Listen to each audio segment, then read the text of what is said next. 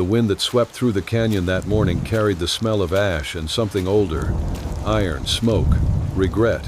It was the kind of wind that remembered everything men wanted to forget.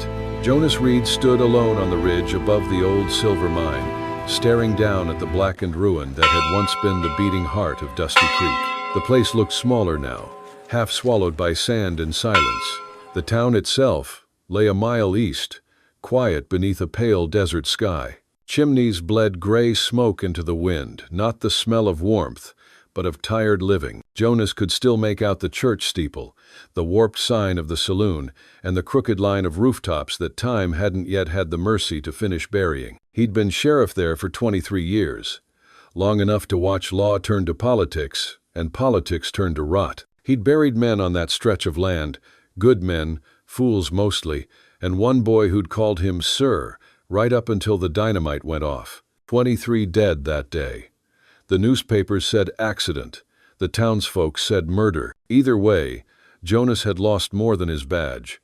He'd lost the only thing that kept a man standing when the dust rose too high: his name. Now he lived 5 miles west of town, in a shack of his own making.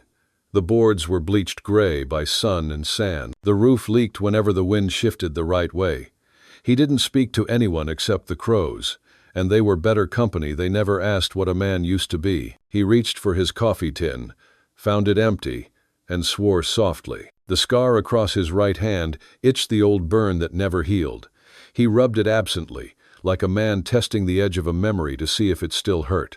It did. Behind him, the horizon shimmered, miles of red earth stretching toward the Navajo mesas. Heat waves rolled like ghosts.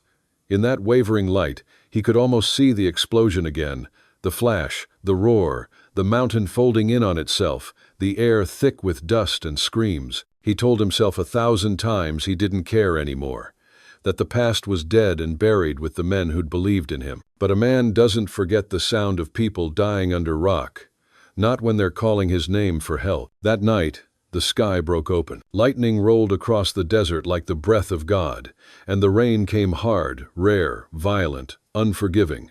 It hammered the roof and hissed through the cracks, filling the canyon with sound. Jonas sat by the fire, boots off, whiskey bottle half empty, watching the storm tear itself apart. Every few minutes, thunder shook the shelf where his badge lay upside down, gathering dust. The metal rattled faintly each time, like a ghost begging to be noticed. He poured another drink. Forgetting didn't come easy, but whiskey made the trying worthwhile. Then he heard it. At first it was just a noise, sharp, distant, lost in the wind. But then it came again, a scream, short, human, cut off too soon. Jonas froze. For a long moment, only the rain moved. He set the bottle down, the glass clinking soft against the table. Instinct, that cursed reflex lawmen never lose, rose faster than thought. He grabbed his Winchester from above the door and stepped outside. The rain bit through his coat like teeth. The mud pulled at his boots. Wind tore across the valley, carrying sand and smoke in equal measure. He moved toward the sound, rifle low, every muscle remembering what it once meant to serve. Lightning cracked the sky open. In that flash of white, he saw it, an overturned wagon, half buried in the wash below the ridge, one wheel still spinning. He slid down the slope, boots skidding on wet stone. The horses were gone. A trail of blood cut through the mud, bright even in the dark. He followed it 10 yards. Then he stopped. There, tangled in brush and rain, lay a girl, Navajo, by the look of her braids and the copper sheen of her skin. She couldn't have been more than 20. Her dress was torn, soaked in blood and grit. Jonas dropped to one knee, setting the rifle aside. He pressed 2 fingers to her neck. A pulse, weak but steady. Her eyes flickered open for a breath, black, wild, full of pain and something that wasn't fear. She whispered a word he couldn't understand, then went still. Jonas exhaled through his teeth. Around them, the wagon's cargo was scattered sacks of grain, a broken lantern, a strongbox split open, its contents half buried in the mud. He bent closer. Inside the box lay the dull gleam of melted silver. His stomach turned. "Dusty Creek's reach," he muttered. "Can't even let the dead rest. Lem." He lifted the girl carefully, her body light as rain-soaked cloth. His old bones screamed, but he held her close and started back through the storm. Every step felt heavier, the mud, the rain, the ghosts. By the time he reached the shack, the fire had nearly died. He kicked the door open with his shoulder and laid her on the cot. Hot water, clean cloth, whiskey for both of them. The bullet had gone clean through her shoulder, small caliber, close range. Lucky, if such a word still had meaning. He cleaned the wound, poured whiskey over it, stitched it as best he could. His hands stayed steady, though his heart felt like it was dragging through barbed wire. Outside, the storm raged. Inside, only the fire and the sound of his breath kept time. When it was done, he sat in the chair beside her and poured another drink. He studied her face in the glow, young, stubborn, cut from tougher stone than most. He'd seen plenty of faces near death, but this one unsettled him. She looked like someone who'd already survived too much to die quietly. He took a slow swallow of whiskey and leaned back, eyes half-lidded. The wind howled through the cracks. The badge rattled on the shelf again. If you enjoy the story, hit that subscribe button right away. And if you don't, then just hit the like button anyway to keep more Wild West love stories coming. By dawn, the storm had passed. The world smelled clean, wet dust and new sunlight. The creek below his cabin shimmered like a blade. Jonas stepped outside, stretching his stiff leg, the cane sinking slightly into the soft ground. The desert had a way of pretending nothing happened. The mud would dry. The scars would stay. He thought about burying the wagon before scavengers found it, but the thought faded under the weight of his fatigue. His body ached from the night's work. When he stepped back inside, she was awake. She sat upright on the cot, eyes alert, one hand pressed to her bandaged shoulder. The firelight painted her face in gold and shadow. "Where am I?" Her voice was hoarse but strong. "My cabin," Jonas said. "You were shot. I found you in the wash." Her gaze darted to his gun belt hanging on the wall, then back to him. "You law?" "Used to be," he said. "Now I'm just a man who should have minded his own business." Thus, she studied him with sharp suspicion, like a coyote cornered but still ready to bite. "You help me. Why?" Jonas didn't answer right away. He poured 2 cups of coffee, handed her one. "Didn't figure I had the right not to." She took it carefully, the steam rising between them. "You live alone? Best way to stay out of trouble." She looked around the cabin, the single bed, the gun rack, the badge face down on the shelf. "You fail?" she asked bluntly. Jonas chuckled dryly. "You could say that. What happened to hand?" He glanced down at the scar. "Work. Long ago." She didn't ask more, and he didn't offer. The silence between them grew softer. Like a truce, neither of them had the strength to fight. Outside, the wind eased, carrying the sound of distant coyotes. Jonas leaned back, watching her sip the bitter coffee. "You got a name?" "Tala. Jonas Reed." The name meant nothing to her. He was grateful. In Dusty Creek, that name was poison. Tala set the cup down carefully. "You from town?" "Was," he said. "Not anymore. Bad men there." He nodded. "Always are." "Same men shoot me," she said quietly. Jonas froze. "You sure?" She looked at him, then steady, certain. "White horse, black coat, silver star. Cud." Jonas's stomach turned. "You saw him?" "Yes. Before wagon fall. They take silver. Kill my brother." Her words hit like gunfire. Jonas stared into the fire, the light flickering against the bottle beside him. Luther Cade, his old deputy, his old friend, the man who'd taken everything from him. He swallowed hard. "You rest now," he said finally.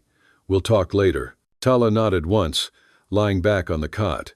Her eyes closed, but he could tell she wasn't asleep. Jonas sat watching her, the flames reflecting in his eyes. He'd spent years pretending Dusty Creek was behind him, but fate had a cruel sense of direction. It always circled back. Outside, dawn broke clean and sharp. Inside, 2 strangers shared the silence, bound by a wound neither had chosen. Jonas leaned back, eyes half closed, the sound of her breathing mixing with the crackle of the fire. For the first time in years, he felt something press against the edges of his chest. Not peace, not hope, not yet, but something like it. The kindling of a fire long thought dead. The morning came quiet as a prayer whispered through the desert. The rain had done its work, smoothing the land, flattening the tracks of whatever violence had passed. The arroyos had been combed clean. The wash below the ridge wore a new, tight skin of clay that would crack by noon. The air was cold enough to bite the skin, and when Jonas Reed stepped out of his cabin, he could see his breath drift into the pale light like the ghost of something unsaid. He tipped the bucket at the rain barrel and let the water clatter into the tin basin, then sluiced the night from his face. His reflection broke on the ripples, a hard mouth, eyes that didn't startle anymore, the beard he cut with a dull knife every Sunday whether it needed it or not. 23 years of law had taught him 1,000 tricks, but none for softening a man's features. He poured coffee that had gone bitter overnight and drank it anyway. The heat settled deep in his chest, a poor imitation of comfort, but comfort nonetheless. He fed the stove 2 splits of mesquite and a scrap of newspaper so old the ink bled into his fingers. Behind him, inside the cabin, the Navajo girl stirred. He'd caught her name between fevered breaths the night before. Tala. She was young, not a child, not quite a woman, but the eyes were old. Not the kind of old time makes, the kind grief makes. He had seen that look too often to mistake it for anything else. Jonas crouched near the water barrel, washing blood from his hands. The water turned pink, then clear again. The lines in his palm still held the scent of whiskey and iron. It had been a long time since he'd tended a wound that wasn't his own. The last time, the man had died before the stitches were done. He carried the memory like a nail in his boot, too small to see, too deep to ignore. He set the basin on the sill and stood listening. The desert was waking by increments, first the scrub jays, then the thin complaining of a grasshopper sparrow, then the cracked voice of the wind. No horse on the road, no rider following the wash. If there were men out there, they were patient ones. When he went back inside, Tala was awake, her face half hidden beneath the blanket he'd wrapped around her.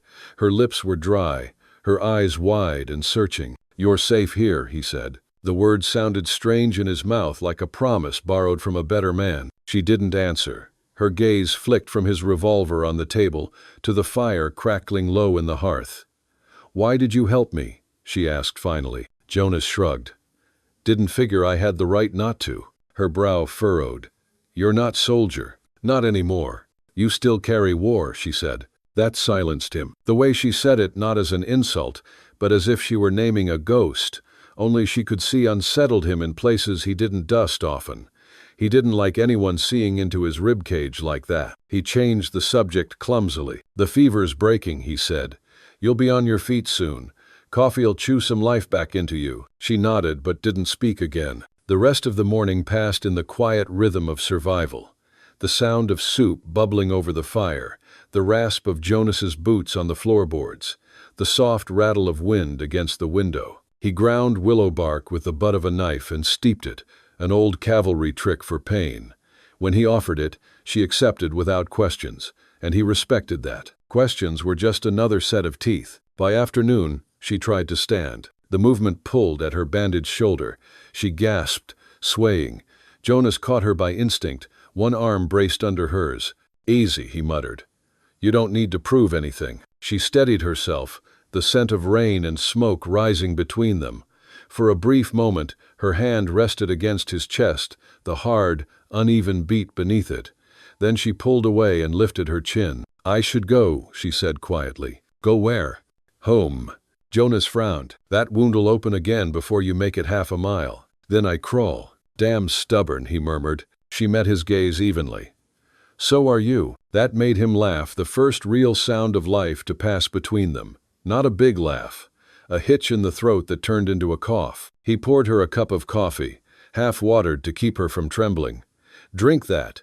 You can crawl tomorrow." She drank, grimacing at the bitterness, then eased back onto the cot. Through the window, the sky pale blued into afternoon.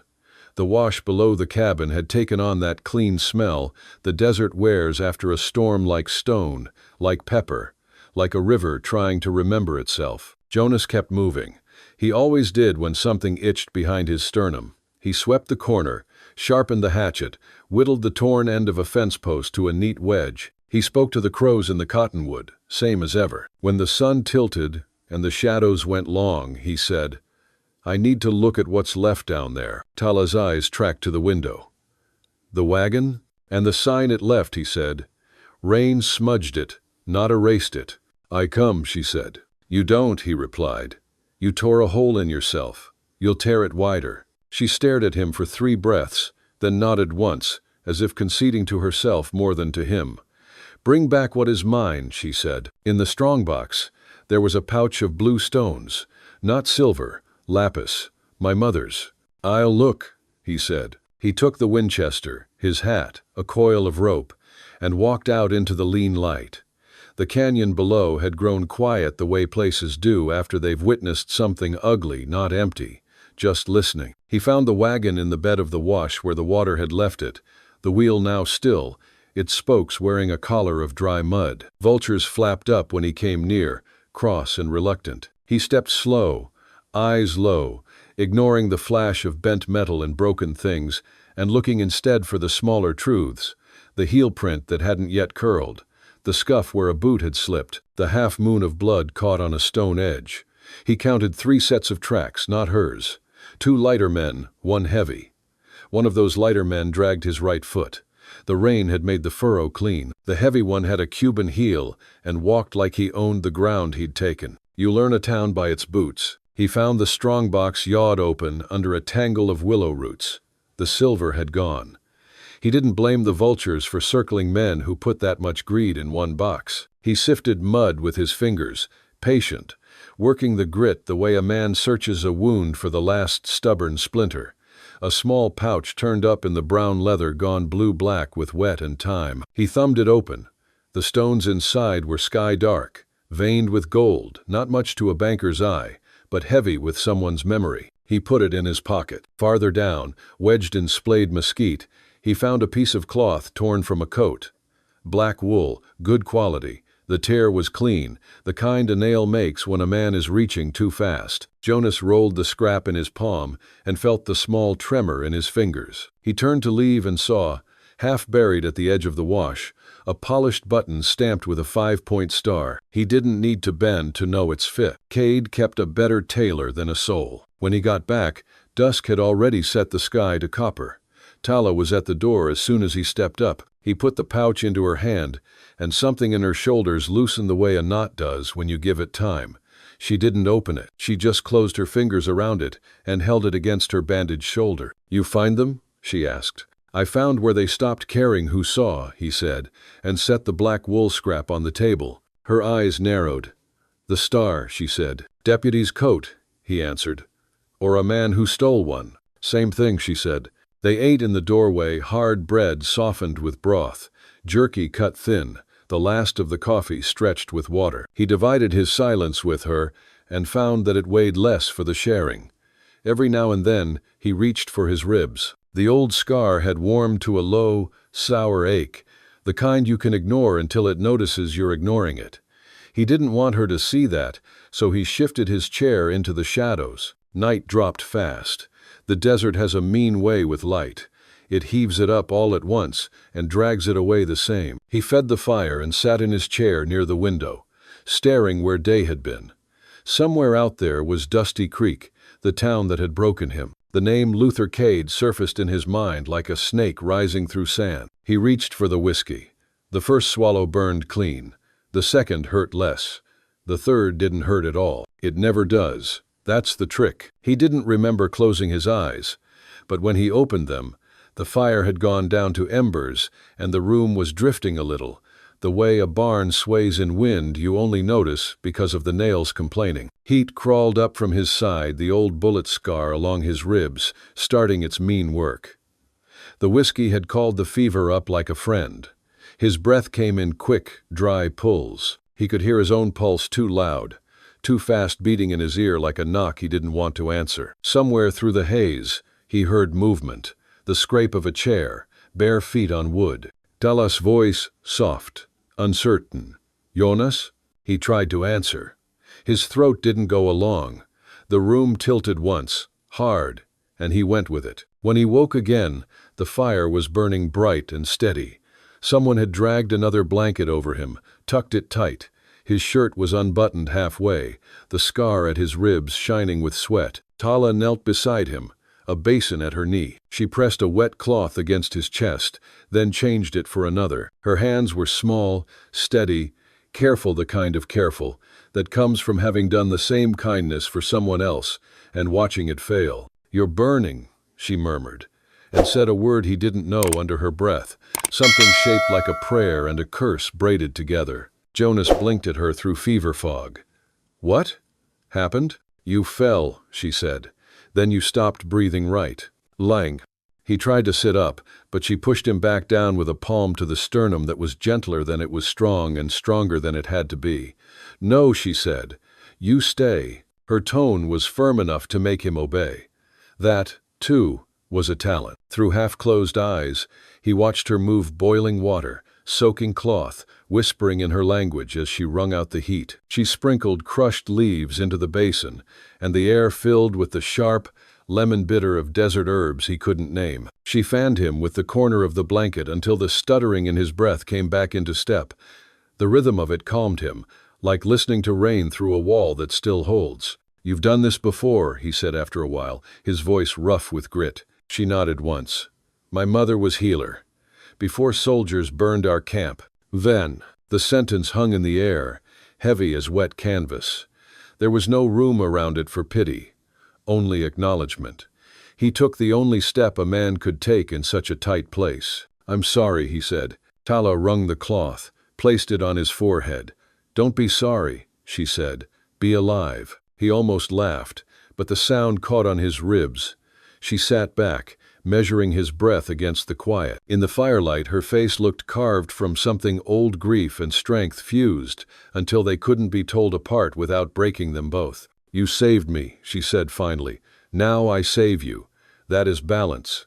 Jonas met her gaze. "You don't owe me anything." "Maybe not," she said.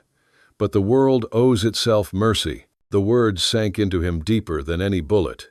He felt them move around inside, finding places where rot had sat too long, and opening windows there. He shut his eyes, not to hide the sting but to keep it. Outside, the wind picked up, whispering through the cracks.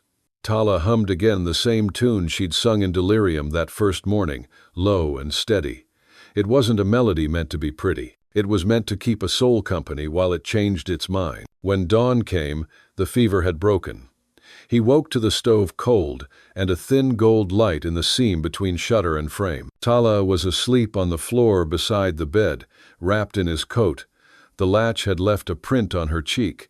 He lay there for a while, staring at the ceiling, listening to the old cabin breathe. The light crept across the beams slow and sure, like time itself deciding to keep going. He thought of what she'd said, the world owes itself mercy. Maybe that was what Dusty Creek had forgotten. Maybe that was what he had. He eased himself upright and the room stayed put. It felt like a favor. He stood, tucked the blanket around her shoulders again, and stoked the fire back to life. The first sparks caught fast. The wood gave in without a quarrel. She stirred when the coffee hissed. "You live," she said, voice husky with sleep. "Mostly," he said, managing a crooked smile. "You did good work. You should have told me about the wound." He rolled his shoulder, the scar twinging like a reminder. "Old friend. Shows up uninvited. Like guilt." "Oh." Jonas huffed a breath that wanted to be a laugh. "You're young to know so much about guilt. You're old to still carry it," she said, and took the cup he offered. They ate bread gone hard at the edges and meat that needed teeth, and the world outside arranged itself into something less like a trap and more like a test. After they ate, he stepped outside to mend the fence. The storm had split 2 rails and worked 1 post loose. He couldn't abide broken things staying that way when a little sweat might persuade them otherwise. He set the post, tamped the dirt with the heel of his boot, and hammered the rail until the nail sang the way a nail does when it gives up. Tala followed, the blanket still draped around her shoulders. She watched him hammer for a long while before saying, "You could go back to your people." "Dusty Creek?" He shook his head. "They buried me once. I don't aim to make them dig twice." "Oh, but the man with the star, he still wears your sin." Jonas paused mid-swing. The words didn't have any fat on them. "You talk straight." "I listen straight," she said. He looked at her then, really looked, and saw more than the wound and the stubbornness. The steadiness in her eyes that had nothing to do with age, the scar at the corner of her mouth that said a specific dog had bitten a specific day, the way she placed her feet silent, sure, a person raised to move and not be seen when she didn't want to be. "There's more you haven't said," he murmured. She nodded. "The wagon I was with, they carried silver stolen from the mine. Not by my people, by white men. They said it was payment for silence. I followed them to learn who gave it. Then came the guns." Jonas felt the pieces inside his head slide into place like tumblers in a lock that had been waiting for the right hand. The explosion at the mine, the cover-up, the sudden promotion of Luther Cade, the ledger that had once sat on the desk in the sheriff's office, and the way a man's signature can be both a name and a knife. "You saw him?" "Yes. Before I fell, I saw his face," she said. He did not hide it. Jonas leaned against the fence post. The desert wind shouldered past them, smelling like stone and far rain. He let his jaw unclench and then set it again on purpose. "You just gave me back my life," he said. It wasn't praise. It was an inventory. Tala frowned slightly. "What will you do with it?" He looked out toward the horizon and saw the line where it made a decision to be sky. "Finish what I started." She studied him, then nodded once, a compact, not an agreement. The rest of the day they filled with small things that together made a shape called preparation. He rewrapped her shoulder with cleaner cloth and a gentler hand. She took the needle without a sound and only winced when it would have been easy. He oiled the Winchester and cleaned his Colt until the cylinder turned without complaint. She sorted the contents of her pouch, a bone needle, a little roll of sinew, a flat stone, the color of old water, the lapis beads she'd slept with under her palm. He set aside jerky, hardtack, a plug of coffee, a measure of salt. She ground more willow bark and folded it into a twist of paper. Inside the cabin, he took down a box from the rafters. It was a shoebox he'd never confessed to owning. He opened it and slid out a leather book, the color of bad weather. "You know your letters?" he asked. She nodded. "Some. Enough." He handed it to her. "Ledger from Dusty Creek. My copy. The one I kept when I stopped trusting the towns." She turned the book over and over, weighing the thing before she even looked inside. Then she did look, her finger following the rows like a prayer she didn't yet know the words to. Columns for dates, for loads, for wages paid and wages not paid. Names of men who didn't write their own anywhere. She read one and stilled. "That was your boy," she said. "How do you know?" "You underline his name," she said. Light but there. Jonas hadn't even remembered doing it. He took the book back and rested his palm on it for a breath. Then he slid it into his bedroll and said to the empty air, "All right." When the sun had pulled itself down to the level of the mesas, they sat just beyond the cabin's shadow and watched the light fail. Jonas rolled a cigarette and didn't light it, just turned it between his fingers, the way a man will with anything he doesn't want to put in his mouth but can't yet throw away. "When I was sheriff," he said, "I thought law was enough. You point a gun, you say stop, and the world straightens. But it don't. You can't shoot the rot out of a man's heart." Tala poked at the ground with a stick, drawing a circle and then another, then turning them into a spiral. "So you stopped trying?" "Oh, yeah," he said. "I laid down the badge and figured the world could burn without me. And did it." He drew a breath through his teeth. "You tell me. You're the one crawling out of the ashes." She looked up and, for the first time, her mouth softened without sorrow sitting on the back of it. "Maybe the world doesn't need a sheriff," she said. "Maybe it needs witnesses." He turned that word over. Witness. A person who stands and says what they saw, even if saying it breaks something that was supposed to stay pretty. "Maybe," he said. The coyotes started after dark, not close, not far, just enough to remind the bones under their skins that something else lived here too. Tala listened, head tilted. "In our stories," she said, "coyote teaches by breaking. He takes the bowl from your hand to show you your hands are strong." Jonas smiled without showing his teeth. "Then the world thinks I'm slow." "Oh, maybe the bowl was heavy," she said. "Maybe it needed 2 hands. They let the fire fall to coals, and the coals to ash." At some point Jonas realized he wasn't guarding her. She was guarding him. The realization slid into him without the usual protest. It was almost a relief, like setting down a thing he'd forgotten he'd been carrying since before the mine blew. Near midnight, a horse scuffed the road beyond the cottonwood. Jonas and Tala both turned their heads at the same time. He reached for the Winchester, and she reached for the dark. Whoever it was paused, then moved on one rider, light in the saddle, not in a hurry. The crows shifted in the tree, and then settled again. After a while, Tala asked, "Why do you not marry? No woman waiting?" Jonas stared past the cottonwood into the stretch, where night didn't have to pretend it was anything else. "Once," he said, "long time ago. She left when the war followed me home." "You loved her?" He nodded. "Still do, I reckon. But I don't remember her face the way I used to. That's something nobody tells you. Grief blurs the edges before time does." Tala arranged her blanket more tightly around her shoulders. "In my people's way, love and grief are twins. Feed one, and the other grows strong too." "Then I've been feeding the wrong one," he said, half to himself. "Not anymore," she said. "You chose to help me." He looked at her, and for a moment the years between them, the skin, the language, the loss, all of it sat down and kept quiet. Just two people in the dust, trying to see the shape of the road that hadn't been drawn yet. "We leave at first light," he said. She stood with him. "To find him? To find truth," he said. "Same thing," she answered, and he didn't argue. They slept in shifts not because they distrusted each other, but because the desert trusted no one. Jonas took the first half and watched the seam of light on the horizon brighten into something worth calling morning. When he shook her awake, she came up from sleep like a soldier, ready before she remembered where she was. He found that both sad and useful. At daybreak, the cold was sharp enough to chip. He breathed steam while he cinched Cutter's saddle. The horse turned his head and put a dark eye on Jonas's face, as if to say he'd carry the miles, but he expected an accounting at the end. Jonas patted the neck and said, "You'll get it." Tala tied her hair back and slung the small pouch across her shoulder. She had fashioned a sling for her arm from an old feed sack. It wasn't pretty, but it was clever. She tucked the blue stones deeper and tied the thong around the pouch twice.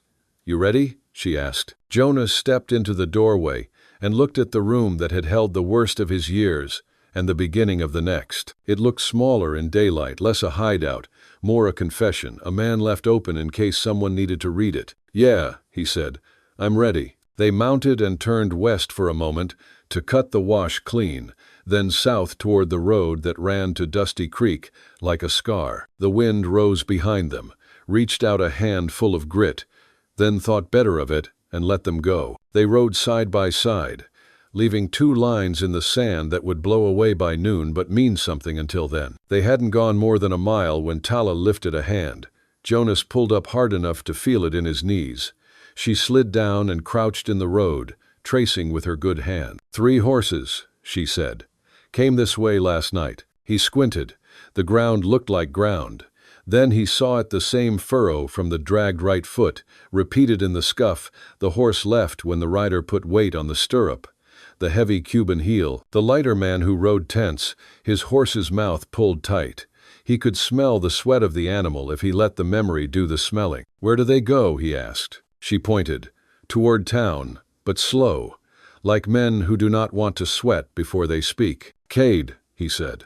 "Cade," she agreed. They rode on. A red-tailed hawk made a ladder out of the morning and climbed it. The sun burned the damp out of the world, and with it, some of the mercy. They passed a fence line, 3 strands of wire, and a warning sign that didn't expect to be read.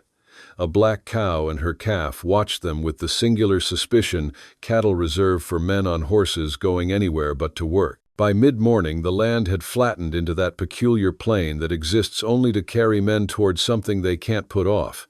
Jonas's ribs complained on the jounce, but he'd had worse conversations with his body. He shifted how he sat, and his back answered with a pop that helped more than it should have. He glanced over at Tala from time to time.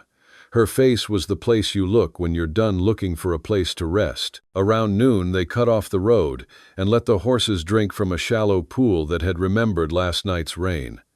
Jonas took out the ledger and set it on his knee. Tala leaned over quietly, and they read together in the shade of a boulder not big enough to be called anything but itself. He pointed at a line. "See there? That's the day the mine blew. Payouts to families came on a Sunday. Bank wasn't open Sundays. Men in suits were." "Men in suits do not need banks," she said. He nodded. "They carry their own." "You think the priest will help?" she asked. "McAllister," Jonas said. "He'll help the truth. He always did." "You trust him." "Audibly." "I trust what he's afraid of," Jonas said. "He's afraid of God, which is more useful than being afraid of men. And he's tired. Tired men tell truth sooner." "Are you tired?" she asked. He grinned without humor. "I'm older than it looks I am." They chewed jerky and didn't try to make it taste like anything it wasn't. After they ate, Tala retied her sling. Jonas noticed the way she set her jaw when the cloth snagged the healing skin. He pretended to study the horizon. The kindest thing a man can do is nothing when the other person wants it that way. They were almost to the long ridge from which a man can see Dusty Creek when they found the grave. If you didn't know what to look for, you'd have called it a coyote dig. But the ground was too neat for a coyote, too careful, and too quick for a family. 3 stones at the head, 3 at the feet, and a bit of rope frayed off on one side like someone had started to tie a cross, and then remembered they didn't owe that much. Tala slid down and Jonas with her. She knelt and laid her palm flat on the dirt the way some folks do at the ocean. After a moment she said, 2 days old, maybe 3. "Rain will fool a man," he said. "Not the ground," she said. Jonas took off his hat. He didn't know the words her people used for this. He knew his own had never done him much good. He stood there a long breath and then another. "Whoever you are," he said to the dirt, "we saw you. That counts for something." "That counts for everything," Tala said. He looked at the stones again. The top one was a chunk of ore silver showing its teeth where a pick had broken it. He set that stone more square, the way a man sets a thing so it won't wobble in a wind, and then he mounted up and didn't say anything for a while. By the time the sun slanted enough to make the world look like it had chosen a side, they reached the rim above the valley. The town lay below same sagging boardwalks, same swinging saloon sign, same steeple that refused to learn humility. Smoke rose from a dozen chimneys like the town had decided to cook instead of gossip for once. Tala drew her horse up beside Jonas. They sat there, 2 silhouettes pinned to a horizon line. "Quiet," she said. "Too quiet," Jonas answered. "Cade keeps a long leash on fear." "You could still turn back," she said, "because it is a kindness in some languages to point out the other road." "So could you," he said, "because in his language it is a kindness to let a person know you see them choosing." She smiled with half her mouth. "Then we are same kind." He checked the Winchester, the revolver at his hip, the little knife he wore where men don't think to look. Old habits die hardest. He took the leather thong from his neck, the one with the dull, useless badge, and tied it to the saddle horn. He didn't need it on his skin. It could ride in plain sight. Let the world decide what it was. They sat there long enough for the light to grow thin and full again. Then Jonas nudged Cutter forward, and the horse put his weight into the slope. Tala followed. The desert opened ahead, not as enemy, not as friend, but as witness. The wind came up and carried across the smell of town. Sweat, soap, biscuits, lies. Jonas breathed it in and said, mostly to himself, "All right then." They rode down the ridge, and onto the road that would carry them past the first porch and the first set of eyes. The road had no reason to be brave. It was just a road. They would have to be brave enough for both. Still here?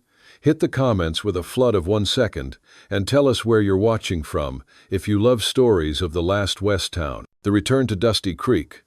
Full 3,500-word edition, expanded. The desert had a way of testing the will of every soul that crossed it. For Jonas Reed, it was more than a test, it was a reckoning. The trail east cut through red earth and brittle grass, winding like a scar across the land. Cutter's hooves beat a patient rhythm on the hardpan, each strike echoing through the vast emptiness. Behind him, Tala rode quiet, wrapped in his spare duster, her dark hair whipped by wind and grit. 3 days on the trail, 3 nights of cold stars, dry coffee, and restless dreams. Somewhere ahead waited Dusty Creek, the town that had built him, damned him, and buried him in rumor. Each mile closer felt like tightening the rope around his own neck. By the time they reached the ridge above the valley, dusk had laid its copper hand over the desert. The air smelled of sage and the ghosts of rain. Jonas stopped his horse and stared down at the sprawl of roofs below, the faint smoke curling from chimneys, the reflection of a dying sun on broken glass. It looked smaller than memory, smaller than all the guilt it carried. Tala dismounted, boots crunching on the gravel. "It is quiet," she said, voice low, almost reverent. "Too quiet," Jonas muttered. "Cade keeps a long leash on fear. You said he was sheriff now." "Yeah," he said, spitting dust. "Took the badge after I lost it. Told everyone he'd clean up the town. Truth is, he just swept it under his boots." Wind moaned between them. "You could still turn back," Jonas said, and hated himself for offering a door he knew they wouldn't take. "So could you." He gave a dry laugh. "Guess neither of us much good at running." They rode in at twilight. Dusty Creek looked exactly the same and entirely different. The saloon lamps burned gold in the windows, the same cracked sign swaying above the silver spur. The boardwalks sagged where they always had, and the piano inside played an old waltz that limped more than it danced.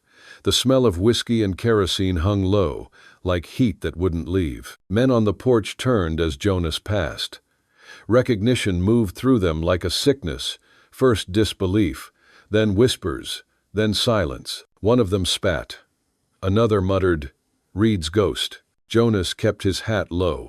The sheriff's office stood at the end of the street, its door half-hinged, the word law barely visible through the dust. The window beside the door was patched with pasted newsprint and wishful thinking. He tied up Cutter, checked the Winchester in its scabbard, and said quietly, "Stay behind me." Tala lifted her chin. "Not likely. You commos." The office smelled of gun oil, whiskey, and the long, stale breath of men who thought themselves untouchable. Papers littered the desk maps of the mine, and ledger sheets left open like abandoned prayers. A half-eaten biscuit had fossilized on a tin plate. Luther Cade sat behind the desk, boots up, hat tilted back, a man perfectly comfortable in other people's ruins. He wore black today, a city-cut frock that didn't belong to dirt. His badge caught the lamplight and threw it back like a dare. "Jonas Reed," he said with a grin that didn't reach his eyes. "I'll be damned." Jonas removed his hat. "You might be right about that." Cade leaned forward, studying him like an insect pinned to a board. "You're a long way from the grave folks put you in." "I've been trying to find my way back," Jonas said. Cade's smirk deepened. "Always did have a bad sense of direction. What brings you crawling into my town again?" Jonas's gaze drifted to the strongbox in the corner, stamped with the mark of the Dusty Creek Mining Company.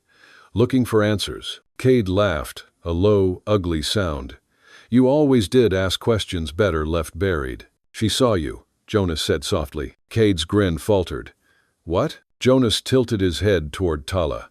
"Out by Red Mesa. You and your men. You left her for dead." The silence between them tightened like a wire. Cade rose slowly. His hand drifted toward the revolver at his side.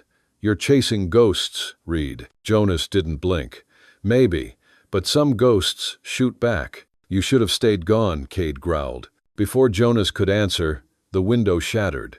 A hiss, the smell of burning oil, and then the whole room was fire. A lamp, thrown from the alley. Jonas threw himself over Tala as the flames raced up the wall. Heat roared like an animal. Smoke clawed at their throats, thick and sudden, filling the lungs with panic. He dragged her toward the door. Cade's chair toppled. A bottle burst. The map of the mine curled into itself, blackening like a bad secret. "Go," he barked, shoving Tala through the doorway. They stumbled into the street as the office exploded into light. The crowd that gathered outside froze, faces half-lit by fire. Someone yelled for buckets, but no one moved. That's the thing about towns. They love a blaze if it's not their house. Jonas turned once. Cade was gone. Only the echo of his boots remained, fading toward the alley and the darker parts of town. The flames roared, devouring what was left of Dusty Creek law. The sign above the door cracked, then fell, swinging once like a pendulum before it was swallowed whole. Tala pulled Jonas into an alley, coughing. "You're bleeding." "Over." He glanced at his arm. A shard of glass had torn through his coat, leaving a red mouth that would need closing. "I've been worse." "You'll be worse still if we stay," she said. They crossed the back lot to the livery stable, the air thick with smoke. The horses snorted in panic, hooves striking wood. A lantern clanged on a nail. Jonas staggered, half collapsing onto a bale of hay. His breath sounded wrong in his own ears. Tala knelt, tearing a strip from her sleeve with her teeth. "Hold still." Her fingers worked fast, sure. The cloth darkened with his blood. She tied the knot with a tug that said she knew what it took to keep a person together. "You should have let me burn," he muttered. Her eyes flashed. "And leave the world to men like him? No. World's always been full of men like him. Then we fight until it's not." Jonas huffed a laugh that turned into a cough. "You sound like you still believe." "I have to," she said. "Beliefs all my people had left." Outside, the night cracked with the sound of timber collapsing. Embers drifted through the slats of the barn roof, glowing like dying stars.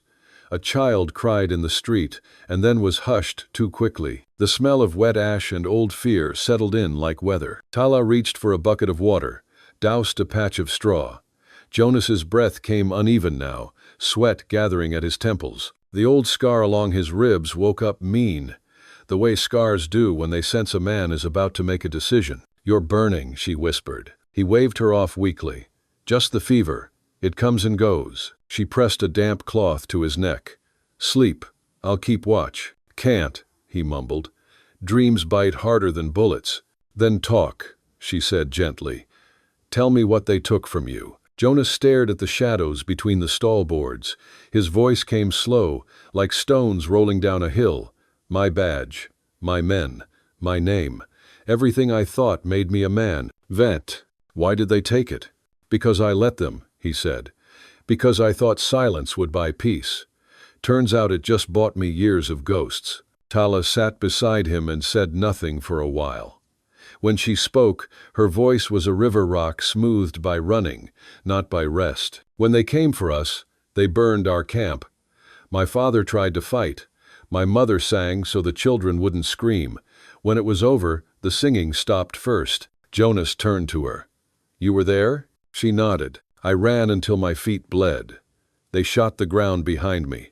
The bullets sang too. For a moment, only the horses moved, their breath rising in clouds, their eyes rolling white at the stink of fire." Jonas looked at her and saw not a child, but a survivor carved out of ash and reasons. "The world owes you more than this," he said. She smiled, tired and small. "The world owes everyone something. It just doesn't pay often." "Lot?" He wanted to answer, but his strength was sloughing off him like wet sand. The fever dragged him down into a half-dream, flashes of gunfire, faces buried in dust, Cade's laughter echoing through smoke, a bell that kept ringing and ringing with no rope to pull. When he woke, dawn light was bleeding through the cracks in the wall. The smoke in town had turned blue and lazy, the way smoke does when it has decided it will lose. Tala sat slumped beside him, her head resting on her knees, the Colt revolver loose in her hand and pointed safely at the ground. She'd kept watch all night. He rose unsteadily, every muscle stiff. The bandage on his arm had gone dark, but the bleeding had stopped. The fever had let go for now. She stirred when he moved. "You live," she said, smiling faintly. "Mostly." He poured her a cup of tepid water. "You shouldn't have stayed awake." "Oh." "Couldn't sleep," she said, rubbing her eyes with the back of her hand. "Too quiet." Jonas listened. The fire was out. The town below murmured, buckets clattering, men shouting orders at other men who weren't listening. But under that, another sound, the low toll of the church bell. He froze. "McAllister," he said. "He's still here." By midday, they climbed the hill to Street Matthews. The steeple leaned like an old drunk, but the cross still caught the light and threw it in the right direction. The bell rope hung like a scar down the nave. Father McAllister stood on the steps, broom in hand. His back bent, his beard silver, his eyes sharp as ever. The years had whittled him, but not his convictions. When he saw Jonas, the broom fell. "Jonas Reed," he breathed. "God's mercy. I thought you'd gone to dust." "Almost did," Jonas Reed. The priest took them inside. The church was dim and cool, filled with the smell of old wood and melted wax. Light poured through stained glass, painting the floor in colors of blood and forgiveness. The pews had been sanded by generations of knees. "What brings you back?" the priest asked, voice careful. "A lie too heavy to carry," Jonas said. The priest's eyes narrowed, weighing the words. "Then come. I kept something for you." He led them down a narrow stair into the cellar, where boxes of records lay stacked like coffins waiting their turn. The air held the quiet of things written down to make them real. He dug through them and drew out a small black book, sealed with red wax. "Found it after the explosion," he said, "wedged behind a broken beam. Never dared open it. Thought it might damn me too." Jonas broke the seal. The wax split with a sound like a knuckle popping. Inside, rows of names, numbers, and the stamp of the Dusty Creek Mining Company, and one signature, repeated Luther Cade. Jonas's jaw tightened. He turned a page, and another. The columns told a story without adjectives. Payments labeled recompense. Dates that didn't square with funerals. Commissions at a percentage only hubris would write in ink. The ledgers were mathematics set to music no decent ear could bear. He signed the payouts, Jonas said. Tala leaned over his shoulder. "For what?" Jonas ran his finger down a page. "For silence," he said. "For keeping widows quiet. For calling a planned blast an accident and making sure the men who knew different didn't outlive the ink." The priest crossed himself. "I knew it smelled of sin," he said softly. "I just didn't know whose hands were dirty." "All of ours," Jonas said. "We all breathe this air." He closed the book, staring up at the beams of the ceiling like he could see the town through them. The bell rope swayed once, though no one had touched it, a trick of the draft. "We take this public." Tala shook her head. "They won't believe you." He met her eyes. "Maybe not, but they'll remember I tried." He turned to the priest. "You still got that bell, Father?" "Aye," the priest said. His voice had the dry rasp of a man who's known both whiskey and repentance. "It still rings true." "Then ring it at noon. Make sure everyone hears. We'll let the town see its ghosts in daylight." The priest's mouth trembled. "You'll die for this, Jonas." "Maybe," he said. "But this time I die with my name clean." He looked at Tala. "You still want to see justice?" She gave a single nod. "I want to see the world look away first." They spent the next hour setting the room like a stage nobody wanted but everybody needed. Jonas stacked the boxes by the steps where hands would have to touch them to leave. The priest polished his spectacles with a corner of his sleeve more out of nerves than necessity. Tala tested the side doors and the back window with her uninjured hand, mapping exits like a person who'd learned what matters when a place turns into a trap. The bell rope waited. Noon arrived with the sound of heat making up its mind. The priest wrapped the rope around his forearm the way a sailor does a line before a storm, and pulled. The bell began to ring. The sound rolled through Dusty Creek, heavy as judgment and clean as river water on stone. Windows opened, faces turned, a dog barked at it, then quieted, chastened by some older instinct. At the silver spur the piano paused mid-waltz, as if the keys had been told to bow their heads. Within minutes the church filled the way a storm does, first a few, then a lot, then all at once. The storekeeper and his wife, the blacksmith with his hands still charcoal smudged, the boarding-house widow in her good shawl, the gambler with 2 decks in his vest, and a face that didn't long for absolution but knew the sound of it. The Chinese cook from Lou's Chop House came and stood in the back with 2 men who rarely crossed this threshold, and nobody asked them to leave. A handful of miners crept into the side aisles, not the men from the old days, those were names now. New boys, but their eyes had the same dearly bought caution.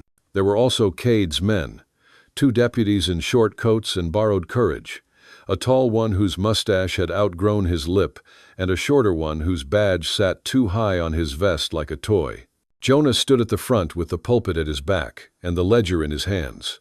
Tala planted herself to his right, not behind him, and let her good hand rest where her pistol could find it without theater. Father McAllister moved to the side and folded his hands in that way that says prayer is work. 2. The murmuring quieted as the bell's last note sank into the wood. Dust motes hung like ash in scripture. Jonas opened the book. "I was sheriff here 23 years," he said. His voice wasn't loud, but the church had been built to carry truth to the back pew. "I kept order where I could and pretended I could where I couldn't. Then the mine blew, and 23 men didn't wake up. You called it an accident. Some called it murder.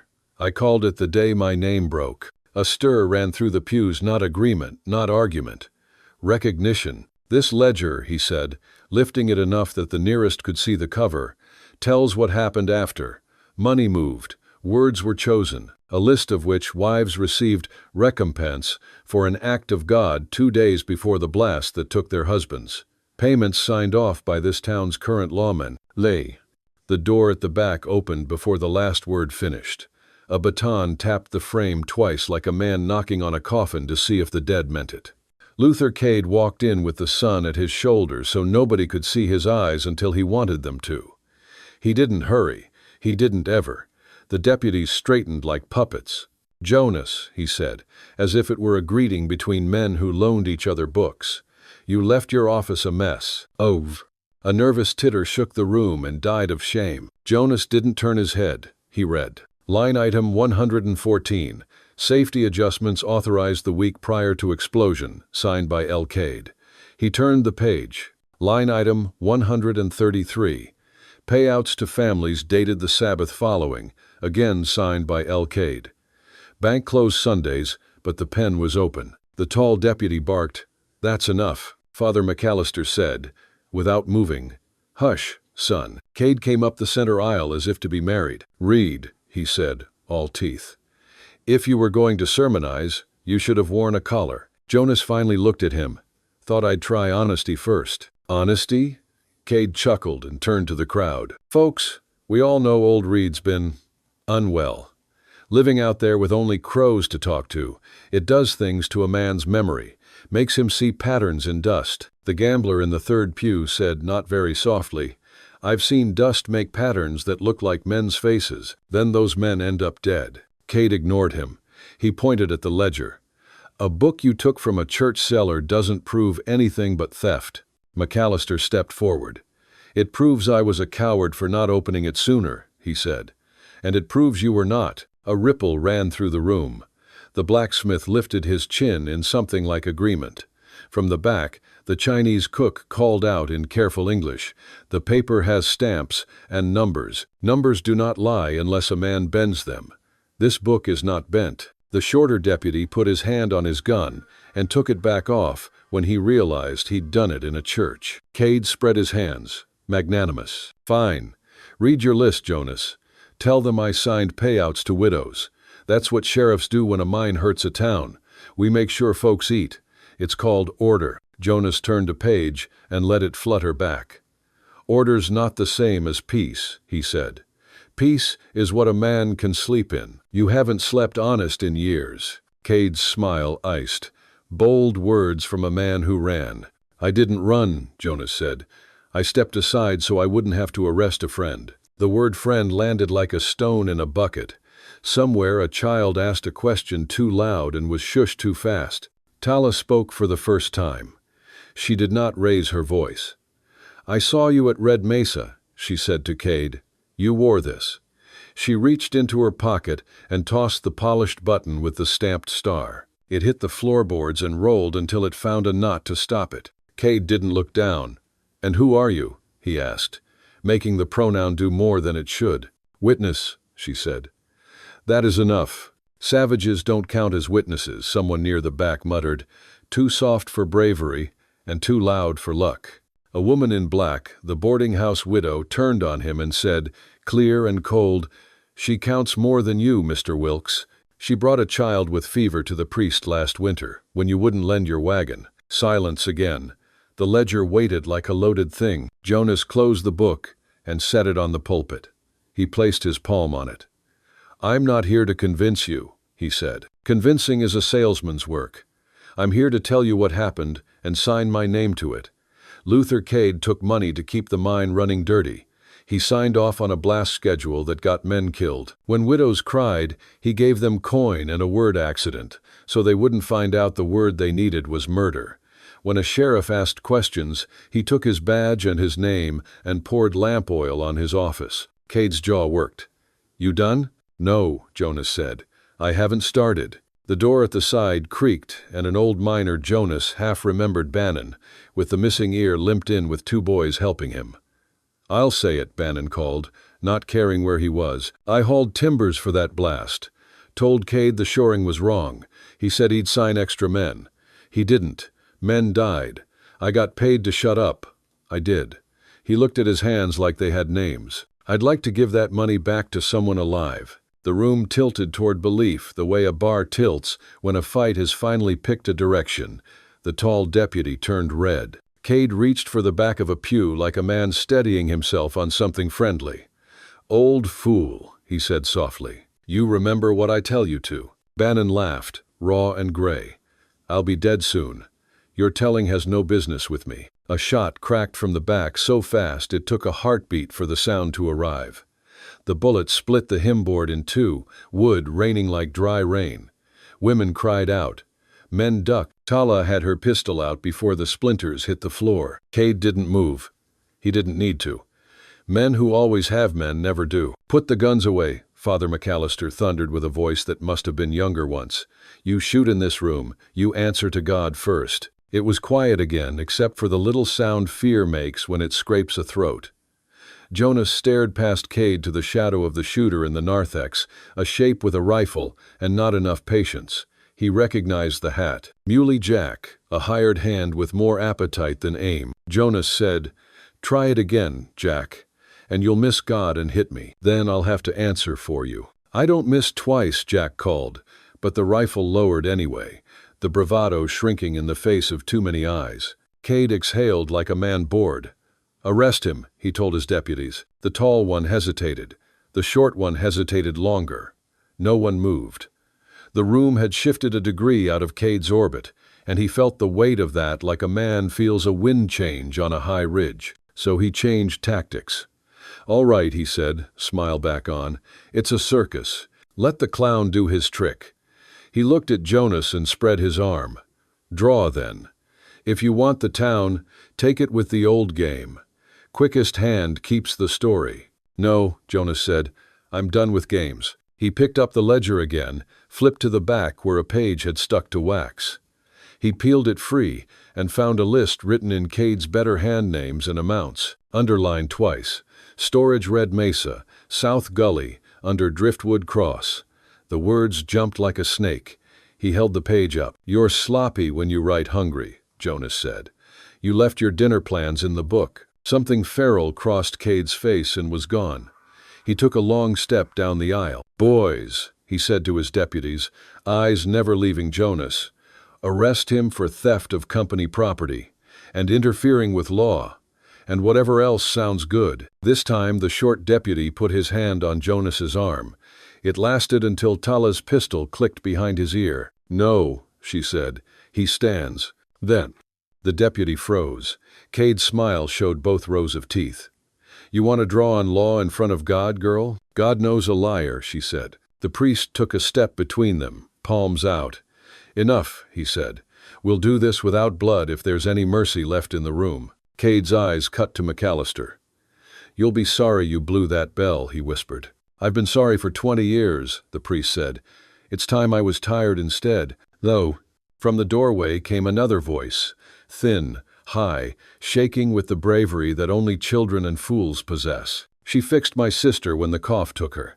It was a boy with freckles and a shirt too short in the sleeves, standing on the threshold like a witness on his first stand. He pointed at Tala. She did. Gave her tea that tasted like tree bark and told Ma to boil the sheets. No one else told us that. His mother yanked him back by the collar, mortified and proud. The room softened at its edges. Jonas felt the turn. He didn't press it. Truth, like a skittish horse, runs if you kick too hard. Folks, he said, and the simplicity of the word did work. No sermon could. I'm not asking you to hang a man in a church. I'm asking you to look at the book, at me, at him. If you want, we can let Denver judge. We can put this in writing, send it up the line. I'll ride with it myself. But we're not going to pretend we don't know what we know. Not today. Cade took off his hat and set it on the pew end, slow and careful. His hair lay neat, civilized. "You always did like speeches," he said, stepping one more pace. "You know what ends them." His hand twitched near the pearl grip. Jonas saw the telltale, the thumb not straight, the elbow a breath too high. Cade could still draw. He always could. Jonas could too. He didn't want to. "Don't," Tala said. Not to Jonas, not to Cade, not to the world exactly, but to the thing in men that believes killing is punctuation. The church held its breath so tightly the dust stopped moving. From the back, the gambler, the one with 2 decks, and a moral code that only worked in certain lights, said, "Sheriff, if you're as honest as you say, let the priest read the page with the red mesa line. If it's a lie, you get to call him a slanderer and whip him with the law. If it's true." He didn't finish. He didn't have to. Cade's jaw bunched. "Read it," he said, magnanimous again, magnanimity being a kind of knife. McAllister took the ledger from Jonas with trembling hands and read, voice flat as stone, "Storage Red Mesa, South Gully, under Driftwood Cross." A murmur rose and fell. Cade shrugged. "So I stored company survey equipment in a gully. It's called running a county. Any man here with a shovel is welcome to go dig up truth. Have your picnic. You'll find rocks and my patience." Jonas took a step off the dais.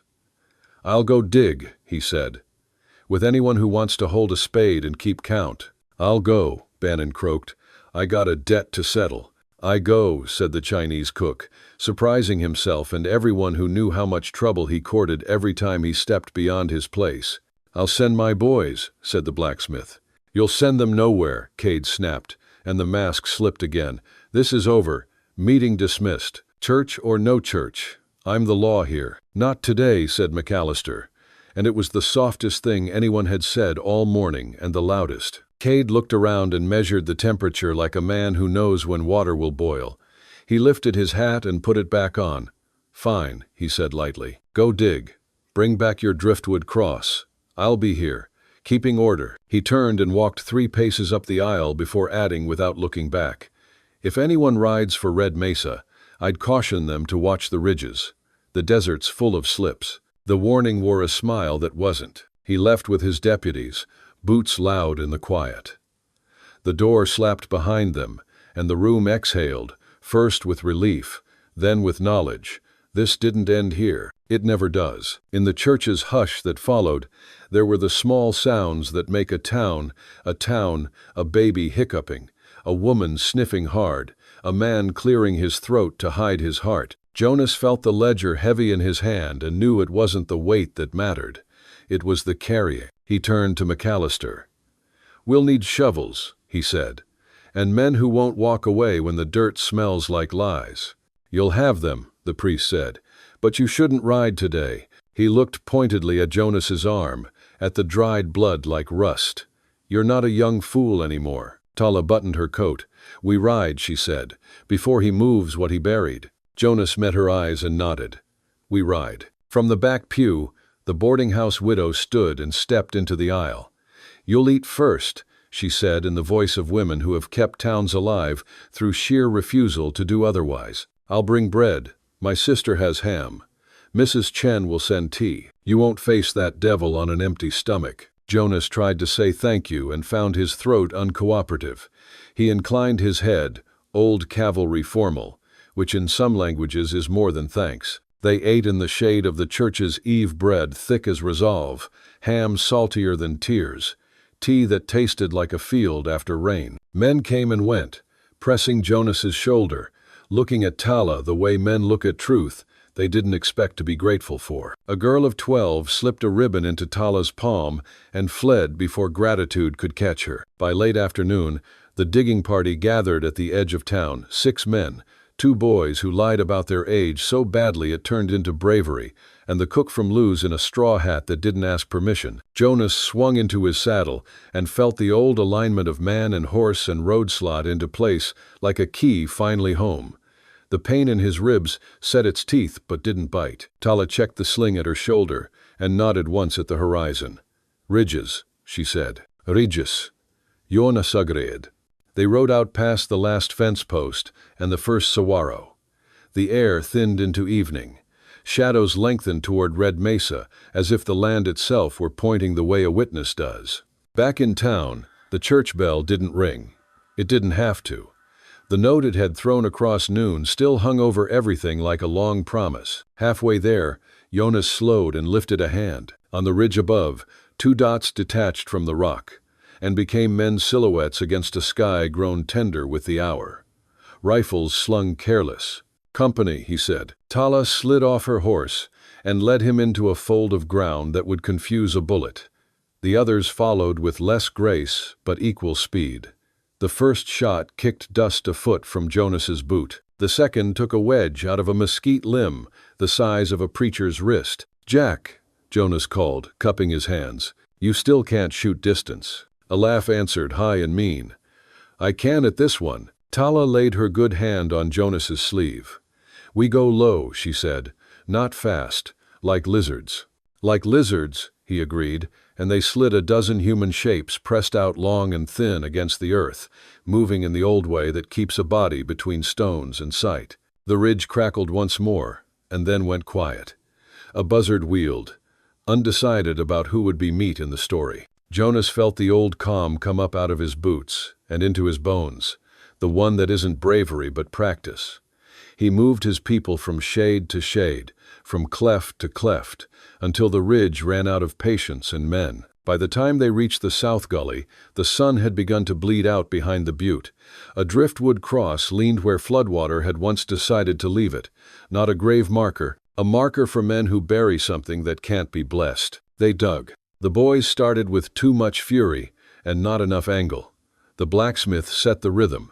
The cook used a flat spade like a surgeon. Tala knelt at the edge, listening with her hand on the ground, the way people do who know the earth has a voice if you shut up long enough. "Here," she said, and the shovel rang different. They cleared the top of a crate. Somebody whistled. Somebody crossed himself.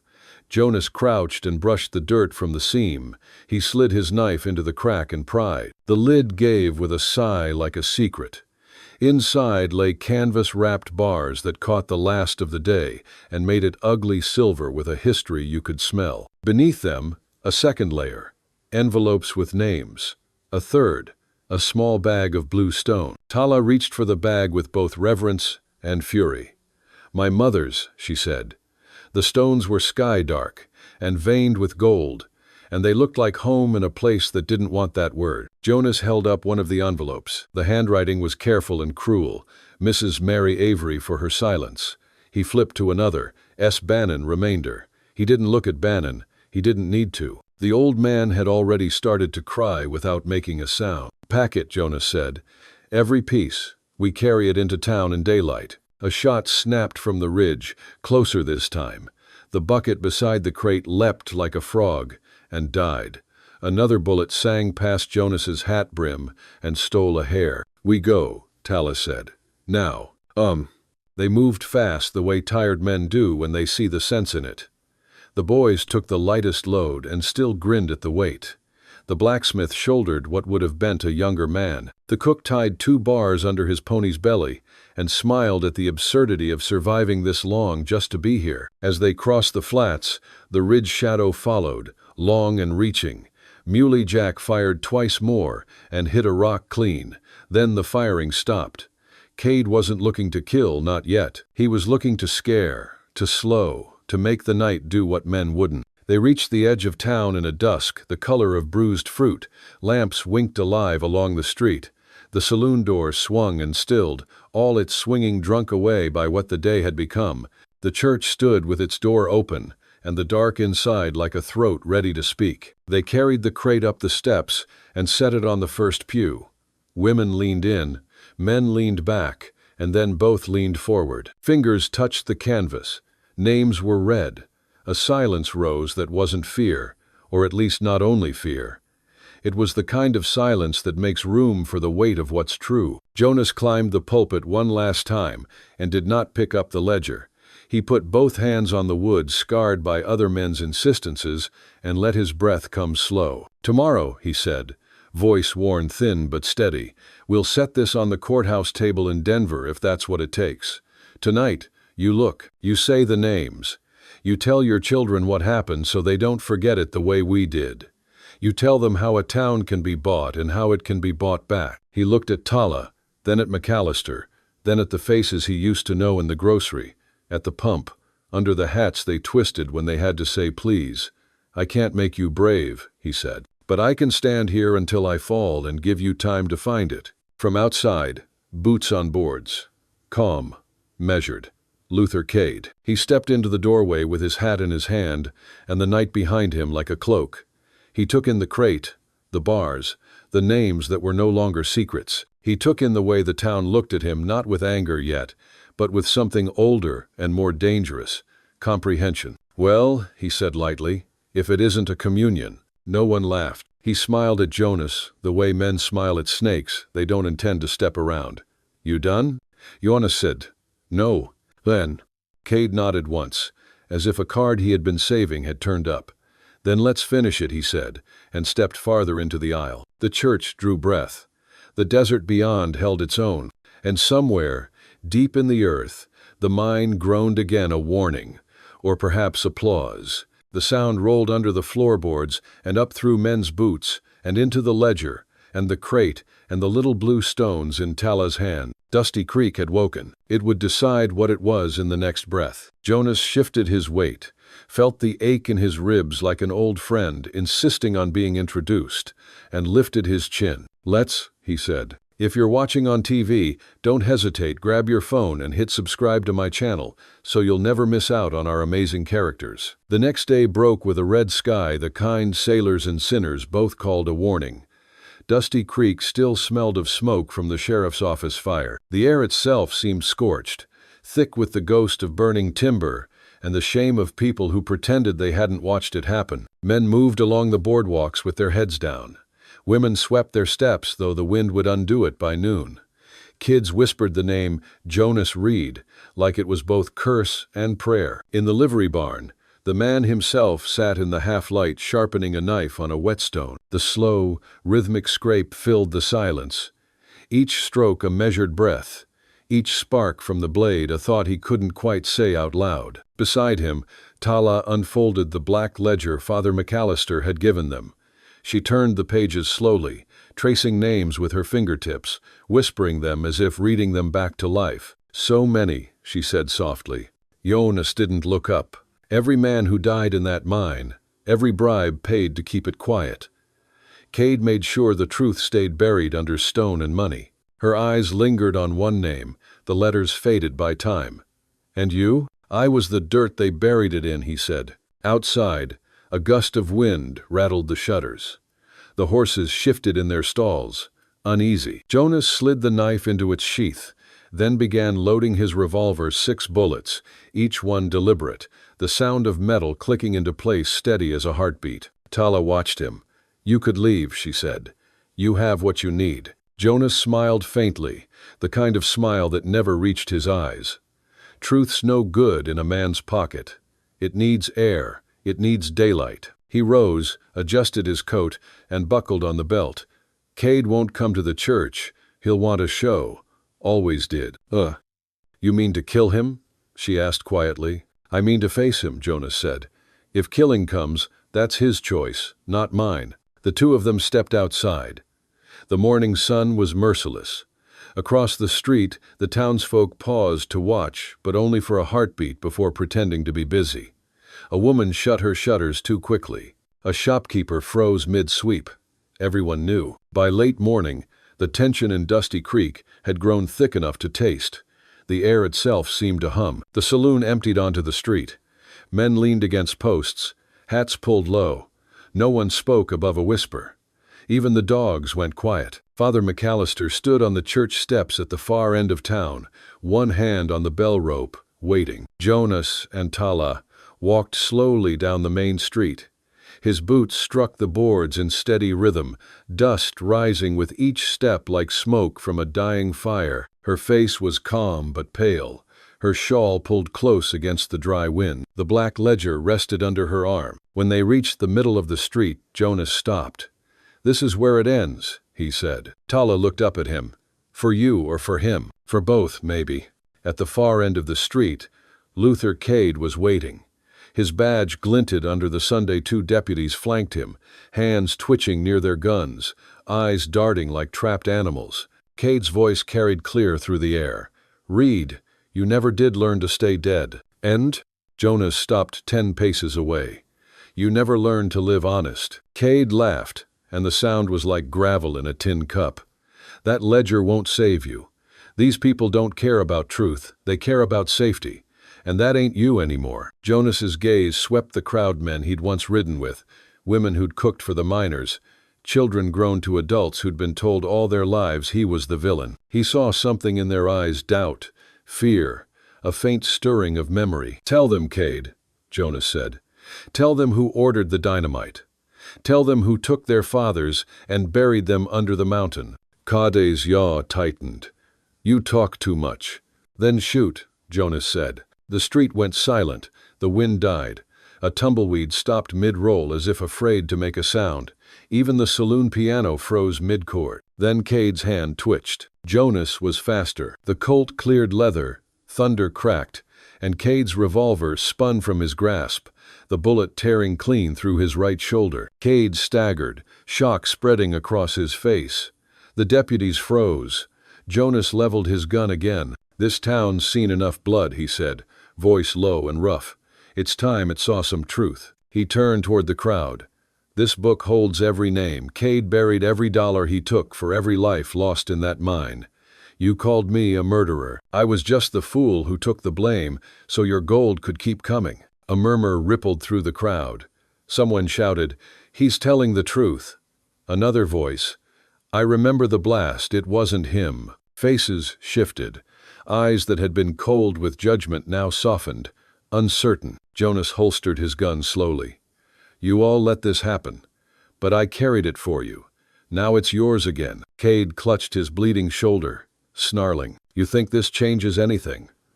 You'll die in this street just the same." Jonas nodded once. "Maybe, but I'll die clean." Cade lunget. The movement was desperate, animal, more fear than courage. He dove for the fallen revolver, hand outstretched. The shot that stopped him wasn't Jonas's. It came from behind one sharp crack that split the air like the sky itself had fired. Cade froze mid-motion, eyes wide. Then he fell forward into the dust, the gun just inches from his hand. Jonas turned. Tala stood behind him, the rifle still smoking. Her face was unreadable, calm, resigned, almost sad. "He would have killed you," she said. Jonas looked at her for a long time, then nodded. "I know." The street remained silent for what felt like eternity. Then the crowd began to move, whispers, gasps, a low rumble of awakening. Father McAllister walked forward, the ledger held high. "The truth's here," he called.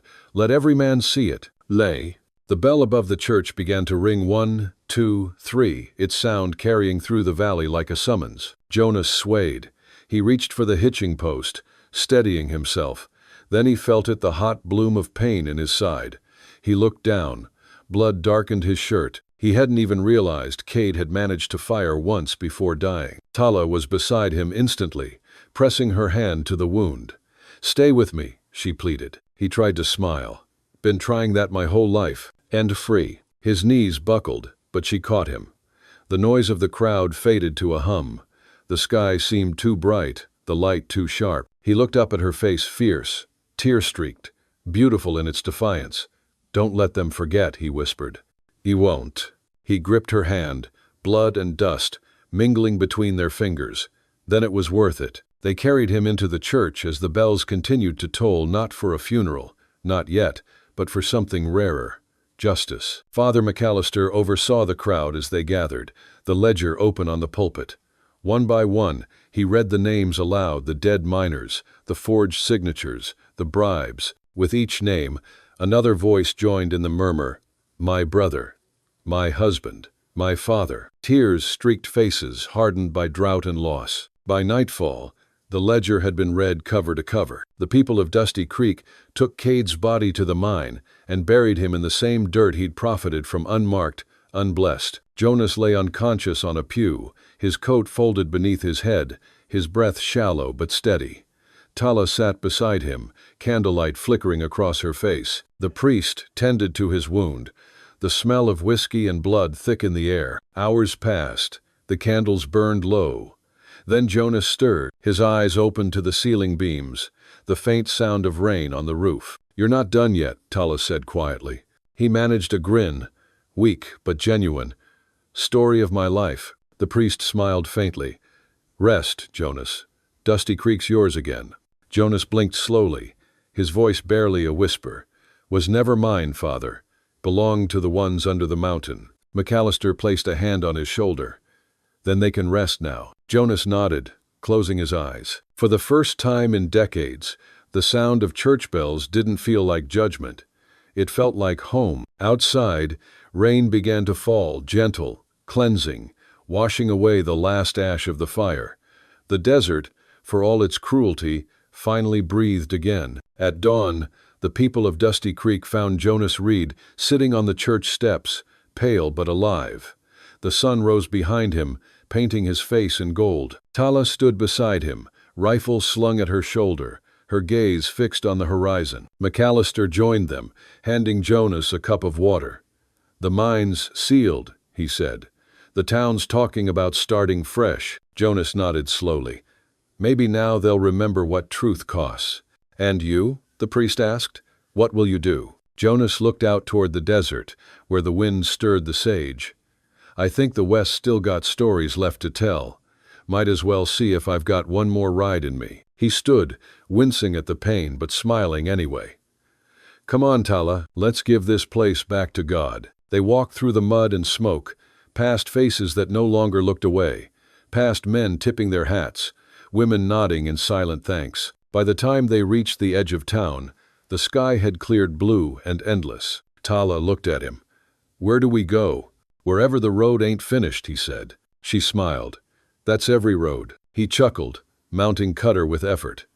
"Then we've got plenty to do." They rode out slow, two silhouettes against the light, their shadows stretching long across the desert. Behind them, Dusty Creek rang its bell one last time, a sound that rolled out across the plains like forgiveness. Jonas didn't look back. Some ghosts don't need to be watched. Some just need to be left in peace. As the horizon swallowed them, the wind carried away the last whisper of the town's old sin, leaving behind only the scent of rain on red earth, clean, new, and waiting. Spring came late to the high desert. The last of the snow clung stubbornly to the shadows of the mesas, glimmering like forgotten silver under a pale morning Sunday. By the time it melted, Dusty Creek had already begun to change. The air carried a gentler scent, sagebrush after rain, smoke from hearth fires instead of gunpowder. The mine was sealed, its black mouth boarded shut, a scar the town no longer tried to hide. On Sundays, the church bell rang again, not for the dead, but for the living. Its sound rolled across the valley like forgiveness echoing through old bone. And the name Jonas Reed, once a curse whispered in saloons and behind closed doors, had turned into a quiet sort of prayer. He walked slow now, with a cane carved from desert juniper and a scar that cut across his ribs like a map. The wound never healed right.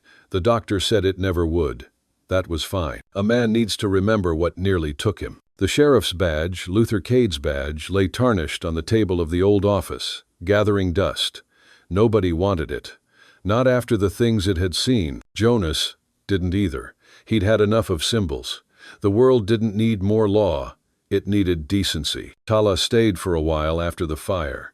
She helped bury the dead, helped rebuild the church roof, helped the children in Father McAllister's little school learn to read their own names. She helped Jonas, too, though she never said it that way, helped him breathe again without guilt clawing at every breath. In the evenings, they'd sit on the porch of the old sheriff's house, the same porch where once the town had watched men die. Now it looked out over quiet streets, freshly swept, lined with lamps instead of guns. Between them on the table lay the badge and a single cup of coffee cooling in the wind. "You could wear it again," she told him once, nodding to the star. Jonas shook his head slowly. "That town doesn't need a sheriff anymore," he said. "It needs memory." Tala smiled, a little sad, a little proud. "Memory fades." "Not if it's carved deep enough," he said, tapping the scar beneath his shirt. Dusty Creek had found its rhythm again, hard work.